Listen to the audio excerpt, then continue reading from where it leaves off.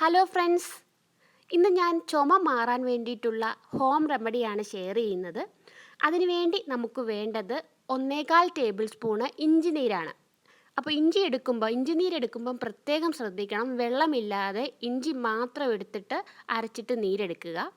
ഇനി അതിൻ്റെ കൂടെ നമുക്ക് വേണ്ടത് 1/2 ടേബിൾ സ്പൂണ് തേനാണ്.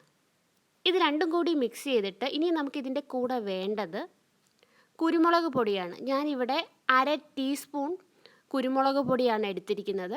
ഇത് മൂന്നും കൂടി മിക്സ് ചെയ്തിട്ട് നമുക്ക് രാവിലെയും വൈകിട്ടും കൂടി 1 ടേബിൾ സ്പൂൺ കഴിക്കാവുന്നതാണ്.